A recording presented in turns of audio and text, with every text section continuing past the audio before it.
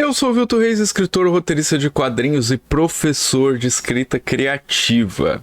E hoje eu estou aqui para falar sobre 7 dúvidas sobre o que posso citar no meu livro.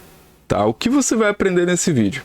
Se você pode citar marcas, de empresas no livro, você pode criar lugares que não existem em lugares de verdade, se você pode citar músicas ou filmes em seus livros, e se você pode usar os cenários de outros escritores em suas histórias e muito mais.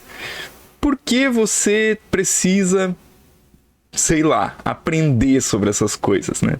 Primeiro, porque você não vai deixar de escrever uma história que você tanto quer escrever por causa dessas dúvidas. Segundo, você vai ter mais segurança na história que você quer escrever e não vai ficar travando por causa delas. Além de saber como evitar que outras pessoas te processem. Então presta atenção nesse vídeo, porque esse vai ser bem legal, bem essencial para você. Primeira dúvida. Posso citar estabelecimentos, cidades ou países reais na minha história? Sim, você pode citar estabelecimentos, nomes de cidades, nomes de países, nomes de coisas que existem na sua história. Pode sim, tá? A grande vantagem de você citar locais reais que você conheça é que, como você já tem uma proximidade, uma imersão, um conhecimento desses locais, pode ser que você consiga transmitir melhor no seu texto a sensação de o que é estar naquele local. Vamos supor que tenha, uma cafeteria que você goste muito, que você frequente, ou uma cafeteria que você foi uma vez na vida, assim, mas que foi uma experiência muito marcante para você estar lá dentro. E aí você vai situar uma parte ou a sua história inteira dentro dessa cafeteria. Poxa, você já esteve lá, né? Então é muito mais fácil de você escrever e transmitir aquilo que você vivenciou. Mas o importante é você sempre escrever ou descrever os locais para os 5 sentidos do personagem. O que é isso? O que eu quero dizer com isso? A nossa cultura, a nossa sociedade, ela é muito visual. Então, quando a gente vai escrever, a gente tende a descrever as coisas só para o sentido visual. Mas uma escrita bem feita, a gente vai incluir a audição, o olfato, o tato, o paladar. A gente vai trazer tudo isso e evocar tudo isso na mente e nos sentidos do leitor. Então não se restrinja apenas à visão, tá?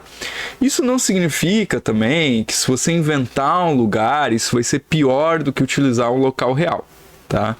O importante é você observar o quê? Da mesma forma, você deve se ater aos 5 sentidos, dando uma sensação para o leitor que aquele é um lugar real, que existe. Pense nas histórias que já aconteceram naquele local, por que determinado objeto está naquele local, porque, se for uma cidade, por que determinada praça está naquele local. E dessa forma você deve evitar as generalidades e focar nas especificidades. Tá? O que são as especificidades? Naquela praça sempre tinha uma senhora de roupas coloridas que ia jogar xadrez. Isso é uma coisa específica daquela praça. E cada local, cada situação, cada estabelecimento, ele possui histórias próprias. E aí é isso que você tem que trazer para a sua literatura, para que aquela literatura fique mais real. Tem um conto do Tchekov que se chama Enfermaria número 6. E o James Wood, no livro Como Funciona a Ficção, questiona, por que a enfermaria número 6? Por que não simplesmente a enfermaria? É porque quando ele coloca enfermaria número 6, ele torna aquele lugar mais específico, mais particular e, portanto, mais real. Então, essas são as dicas aqui, se você pode citar estabelecimentos, cidades ou países reais na sua história. Segunda dúvida. Há problema em criar lugares fictícios, como uma cidade, um bairro ou estabelecimento em um lugar real? Por exemplo, a pessoa quer criar uma cidade que não existe no Brasil. E aí ela vai e coloca essa cidade. Ou a pessoa quer criar uma biblioteca que não existe em São Paulo, mas ela quer colocar essa biblioteca naquela cidade. Ou ela quer sei lá, pegar uma cidadezinha lá do interior e inventar e colocar um museu nela. Aí ela pega, né? Será que ela pode fazer isso? Há algum problema nisso? Não, na verdade não há. Tanto que eu fiz isso no meu livro Um Gato Chamado Borges, né? Eu criei uma cidade que não existe e que se chama São Brandão e a situei em Santa Catarina. Então isso fica bem evidente no contexto do livro, que essa cidade de São Brandão é em Santa Catarina. Em nenhum momento, obviamente, eu deixo claro que São Brandão não existe. Mas quem vai pesquisar, né, depois de ler o livro, vai descobrir que não existe uma cidade chamada São Brandão em Santa Catarina. E por que São Brandão, né? Por que eu escolhi esse nome? Porque é o santo protetor dos pescadores, e aqui no Brasil a gente tem esse costume, né, de colocar o nome da cidade, nomear as cidades com o nome de santos católicos, né? E a cidade era no litoral, então eu achei que cabia bem, seria bem verossímil a gente ter uma cidade no litoral brasileiro que se chamasse São Brandão. Então, voltando à pergunta, há problema em criar lugares fictícios como uma cidade, um bairro ou estabelecimento em um lugar real? Não. Você pode muito bem citar um bairro ou rua real, digamos a Rua Augusta de São Paulo, e criar uma boate ou criar uma igreja ali ou qualquer outra coisa que não existe nessa rua ali para poder se passar a sua história. Ou até escolher um lugar real e criar um estabelecimento. Você pode até criar um país, né? Como o Érico Veríssimo fez no livro O Senhor Embaixador. Ele criou a República de Sacramento, que se situa na América Central. E aí ele criou toda a história ali do senhor embaixador, né, que se passa nessa República de Sacramento, né, a história do cara que é irmão de um ditador revolucionário, né. Enfim, aí acontecem várias coisas, né, eu gosto muito do nome do personagem, né, Gabriel Heliodoro Alvarado. É um personagem assim incrível, um dos grandes livros que eu li é O Senhor Embaixador, do Érico Veríssimo, e que se passa nesse parte da história desse país fictício, né, de República de Sacramento, que seria na América Central. Terceira dúvida: se a história passa numa determinada cidade real, eu preciso citar tudo com exatidão? O que acontece se eu errar ou inventar um lugar? Tá, você precisa citar tudo com exatidão? Não. Você não precisa. Eu lembro de uma oficina que eu fiz com um escritor premiado, ele contar que ele estava escrevendo um romance que seria levado, nesse romance seria levado um corpo, né, de uma pessoa que faleceu, de São Paulo até uma cidadezinha no Nordeste. E aí ele disse que na oficina ele falou assim de um jeito muito jocoso, né, de um jeito muito engraçado, que ele ficou com preguiça de pesquisar quanto tempo isso levaria. E aí ele inventou um determinado tempo, se eu não me engano foram 5 dias de carro, né? Não era relevante para a história saber exatamente quantos dias levaria e tal, isso não comprometeria a crença na história, né? Então, assim, ele nem se deu o trabalho de pesquisar, né? Ficção não é livro documental, ficção é ficção, então fica à vontade para inventar. Agora, se isso te incomoda, né, se te incomoda que, né, se fosse você escrevendo, deveria saber o tempo exato, então vai lá, pesquisa e coloca. Mas saiba que você não vai acertar tudo, né? Digamos que você, sei lá, escreva um romance histórico que se passa numa cidade do interior, sei lá, do Acre em 1920. Eu nem sei se já era Acre em 1920, mas enfim, tô jogando. E aí, tipo, poxa, você vai errar algumas coisas. Você não vai ser 100% assertivo nas roupas, no que se tinha e tal. Mas você faz o seu melhor e ficciona em cima disso. Então fica à vontade para inventar. Né? Como não citar o livro Lugar Nenhum, do Neil Gaiman? Nesse livro ele criou uma Londres de baixo, né? Em que há toda uma comunidade vivendo abaixo da Londres real.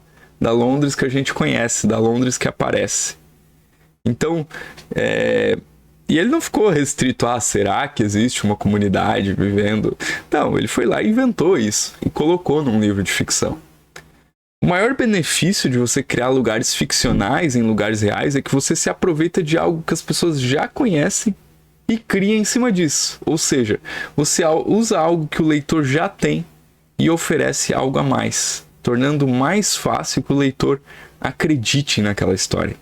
E se isso for bem feito, vai funcionar, não tenha dúvidas disso. Quarta dúvida: é necessário sempre criar um passado para sua cidade? Uma história de como ela surgiu, uma origem, etc. E a minha resposta é só se for para usar na história. Tá? Do contrário, o escritor fica criando um monte de coisa que não entra e não consegue escrever mais histórias. Uma vez eu estava lendo uma história de um escritor argentino e eu tenho quase certeza que era o Borges, mas eu não tenho plenamente certeza, em que ele inventava um passado mítico para Buenos Aires. Uma coisa assim quase tipo a origem de Roma, assim, né? Que era 2 lobos, não sei o que e tal. E assim, obviamente era uma história em cima disso, mas digamos que ele fosse escrever um romance que se passava em Buenos Aires. Será que ele precisava ter criado um passado mítico para Buenos Aires? Provavelmente não. Tá? Você só precisa criar se a sua história for muito ligada à cidade onde se passa a história. O que pode ajudar você a fazer é você fazer uma timeline, né? Uma linha do tempo com os principais eventos que aconteceram naquele local. Uma situação que modificou a geografia da cidade, uma invasão, né? Se houver uma guerra. Isso e aquilo, a chegada de um novo povo que veio morar naquela cidade em tal ano. Então você lista aqueles principais eventos, quando foi feito o saneamento básico da cidade, ou quando foi fundado um novo bairro que modificou isso e aquilo. E aí você lista esses principais eventos de modo que você possa usar isso na sua história, se a sua história depender disso. Tá? Então, a minha dica aqui principal nessa pergunta é: foca em criar o que será necessário para a história. Por quê? Porque algumas pessoas perdem tempo e não conseguem escrever um livro porque elas passam muito tempo pesquisando e não conseguem nunca começar a escrever. E aí elas ficam travadas nisso.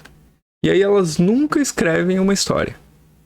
Ficam sempre naquela mesma coisa de pesquisar. A gente chama isso de os apaixonados pela pesquisa. Eles gostam tanto da pesquisa que não escrevem o livro de ficção, eles ficam só na pesquisa. E às vezes, quando escrevem, eles ainda... A história não tem conflito, a história é um relato da pesquisa deles. Então, cuidado para não se apaixonar pela pesquisa.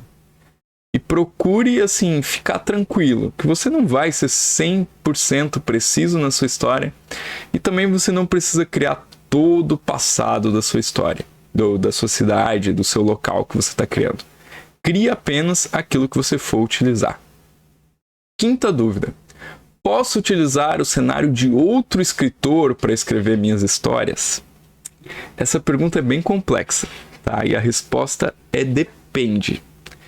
Se você for criar, utilizar o cenário de outro escritor sem fins comerciais, o cenário ou até um personagem de outro escritor sem fins comerciais, você pode usar sim, de qualquer autor, só que você deve publicar gratuitamente, né? Publicar talvez em sites como o Wattpad, né? O nome disso é fanfic. É isso que é uma fanfic, é você pegar o universo de outro autor, o personagem de outro autor, ou até uma pessoa real, e escrever uma história em cima disso, e aí você disponibiliza gratuitamente. Como é gratuito, né, você teoricamente não pode ser processado, você não está obtendo nenhum lucro com isso. Mas, se você quer escrever uma obra para publicar por editora, por exemplo, você só pode utilizar cenários ou personagens de livro que estejam com os direitos autorais livres. Tá? Como assim? O que é isso? O que é um livro com direitos autorais livres? Tá?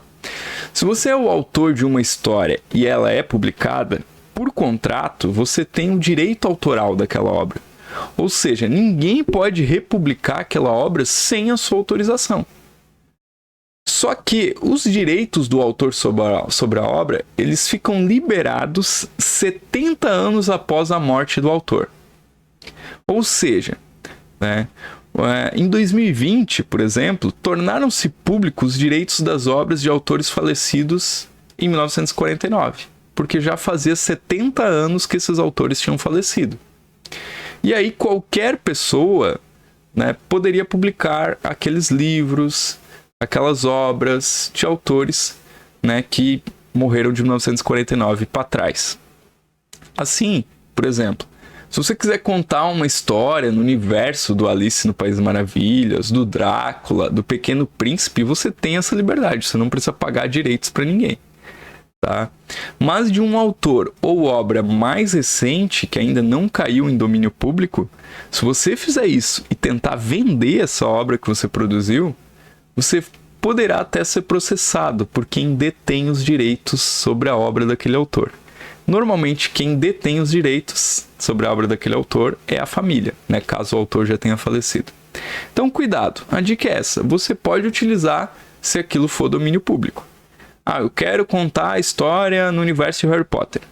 Bom, aí você só pode fazer isso se você for depois publicar essa história gratuitamente, sem obter, né, nenhum tipo de remuneração comercial em cima disso. Sexta dúvida. Posso citar marcas e empresas no que eu escrevo? Pode sim. No Brasil não é muito frequente, assim, na nossa literatura, a gente ficar citando muitas marcas, assim. Mas uma vez ou outra não há problema. Se você for ler, assim, principalmente livros de escritores americanos, assim, eles têm bem menos pudor, assim, nesse sentido. Tá? Se você pegar um romance policial americano, por exemplo, você vai ver muitos estabelecimentos, muitas marcas de roupas, marcas de carros sendo citadas. Né? O Haruki Murakami, por exemplo, que é um escritor japonês, mas que bebeu muito nas fontes americanas, ele sempre cita a marca dos carros que estão na história e algumas assim, outras marcas que vão aparecendo. Só cuidado para não exagerar. Porque às vezes, por preguiça de pensar em uma descrição mais criativa, o escritor pode citar uma marca só para se livrar logo daquela descrição. Né? Então, pense se é necessário você citar aquela marca, senão você não pode fazer uma descrição de um jeito mais criativo. Muita gente me pergunta se pode ser processado por citar uma marca no seu livro. Primeiro, é muito difícil que alguém dessa marca fique sabendo do seu livro, para ser bem sincero. Se você for lá e, sei lá, citar a Coca-Cola. Você acha mesmo que alguém da Coca-Cola vai ler o seu livro? Assim, é bem raro, bem difícil, né? E segundo, a não ser que você esteja difamando a marca, falando algo negativo, dificilmente a marca te processaria. Porque o que você está fazendo ao citar a marca no livro, inclusive, é dar mídia gratuita para aquela marca. Ou seja, ela não vai ver como algo negativo. Sendo alguém que já trabalhou com publicidade, eu posso te falar que normalmente as empresas veem isso como algo positivo. Elas estão sendo citadas ali naquela obra. Então, para elas é publicidade espontânea. Né? Então, fique tranquilo. Se você quer citar uma marca, cite, se isso for relevante para a história. E, enfim, fique tranquilo com relação a essa questão. Sétima dúvida. Posso citar trechos de músicas ou filmes no meu livro? Né? Eu posso citar aquela música que eu gosto, aquele diálogo daquele filme, né? Um trecho de um quadrinho. Vamos ver o que diz a lei brasileira. Tá? A lei brasileira, número 9.610, de 19 de fevereiro de 1988, né? Artigo 46, na 8ª parte, diz o seguinte: não constitui ofensa aos direitos autorais a reprodução em quaisquer obras de pequenos trechos de obras preexistentes de qualquer natureza ou de obra integral, quando de artes plásticas, sempre que a reprodução em si não seja o objetivo principal da obra nova e que não prejudique a exploração normal da obra reproduzida, nem cause um prejuízo injustificado aos legítimos interesses dos autores. Então, assim, o que isso quer dizer? Digamos que é um pouco vago aqui nessa lei o que seria um pequeno trecho que pode ser reproduzido. Mas, com certeza, um pequeno trecho não seria citar dentro do seu livro a letra de uma música inteira, ou de outra pessoa, a não ser que você tenha uma autorização por escrito do autor, e aí sim você pode fazer isso. Um verso ou uma frase dessa música ou desse filme não teria problema. Um trecho de um diálogo, de um filme, não teria problema. muito menos o título de uma música ou filme. Obviamente, também não tem problema algum você citar o título de uma peça de teatro, né, o título de um quadrinho dentro de sua obra. Isso também não teria problema nenhum. A única dica que eu dou aqui é mais uma dica de escrita, tá? Ao citar títulos de outras obras artísticas dentro do seu texto, coloca sempre em itálico, porque facilita para o leitor entender do que se trata. Às vezes, o leitor não tem aquela referência, não conhece aquela obra que você está citando. Então imagina que você está lendo um livro lá e aí o narrador diz que o personagem estava diante de um dilema. Mas, como não queria pensar sobre isso, resolveu pegar o apanhador do campo de centeio e ler um pouco a respeito. E ler um pouco do livro. Se o leitor nunca ouviu falar de O Apanhador do Campo de Centeio, que é um livro, ele vai ficar meio confuso, assim, o que esse cara tá fazendo? O personagem pegou o apanhador do campo de centeio? Quem é essa pessoa aqui que nunca tinha sido citada dentro do livro e de repente apareceu? Então, se você colocar em itálico, o leitor já vai entender, peraí, isso aqui é o título de alguma coisa, isso aqui é outra coisa. Então, ajuda para o leitor a ter um contexto maior para entender do que se trata aquilo. Então, essa é a nossa 7ª dica. Se você gostou desse vídeo, assina o canal, ativa as notificações, deixa seu like e caso conheça alguém que possa se interessar por este tema ou você participe de algum grupo de escritor, envie o link desse vídeo. Se você quiser me apoiar financeiramente para que eu continue esse trabalho, acesse catarse.me/escrita criativa e faça sua contribuição. É o primeiro link aqui logo abaixo do vídeo. Esse é o nosso vídeo de hoje e até o próximo vídeo.